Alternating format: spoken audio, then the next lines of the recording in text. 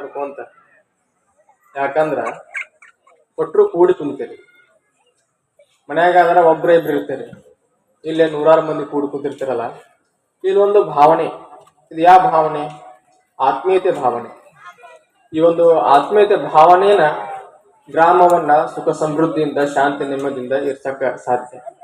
ಅದರ ಸಂಬಂಧ ನಮ್ಮ ಬಸಲಿಂಗ ಸ್ವಾಮಿಗಳು ನಮ್ಮೆಲ್ಲಾ ಗ್ರಾಮದ ಭಕ್ತರು ಆತ್ಮೀಯತೆಯಿಂದ ಒಬ್ರಿಗೊಬ್ಬರು ಕೂಡಿ ಸಂತೋಷವಾಗಿ ಇರ್ಲಿ ಅಂತ ಹೇಳಿ ಪ್ರತಿ ವರ್ಷನೂ ಸಹಿತ ಈ ಒಂದು ಪುರಾಣ ಕಾರ್ಯಕ್ರಮವನ್ನ ಏರ್ಪಾಡು ಮಾಡ್ತಾರೆ.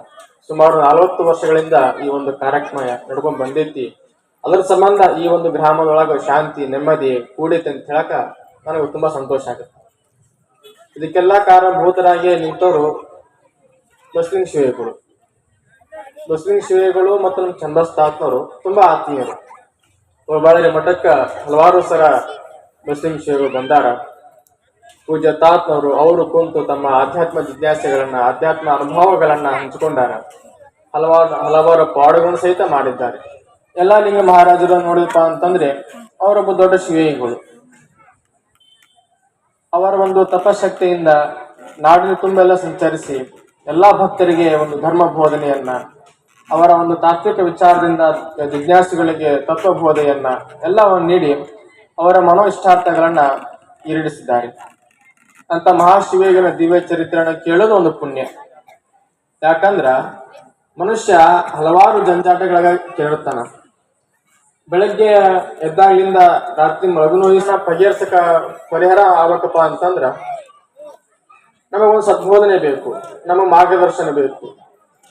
ಈಗ ನಾವು ಹೊರಗಡೆ ಮಾರ್ಗದರ್ಶನ ಕೇಳಿದಪ್ಪ ಅಂತಂದ್ರೆ ತಮ್ಮ ತಿಳಿದಂಗೆ ಹೇಳ್ಬಿಡ್ತಾರ. ಅದರಲ್ಲಿ ಧರ್ಮ ಐತೆಯಲ್ಲೂ ವಿಚಾರ ಮಾಡೋದಿಲ್ಲ, ಅದರಲ್ಲಿ ನ್ಯಾಯ ಐತೆಯಲ್ಲೂ ವಿಚಾರ ಮಾಡೋದಿಲ್ಲ, ಅದರ ಸಂಸ್ಕೃತಿ ಐತೆಯಲ್ಲೂ ವಿಚಾರ ಮಾಡೋದಿಲ್ಲ.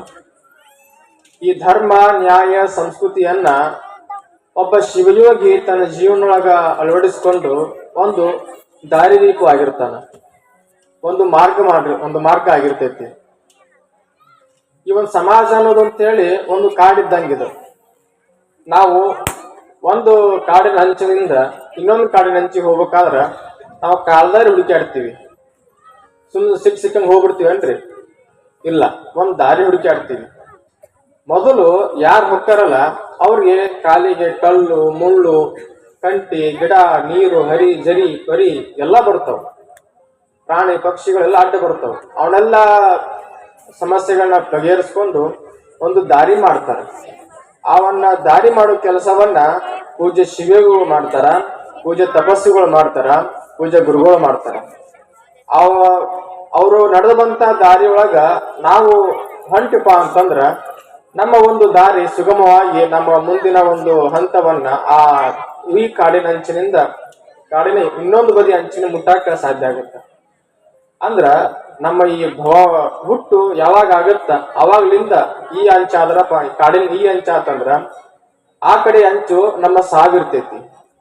ಹುಟ್ಟಿದ ವ್ಯಕ್ತಿ ಸಾಯಲೇಬೇಕು, ಸತ್ಯ ವ್ಯಕ್ತಿ ಮತ್ತೆ ಹುಟ್ಟಲೇಬೇಕು. ಇದೊಂದು ಭವಚಕ್ರ. ಇದು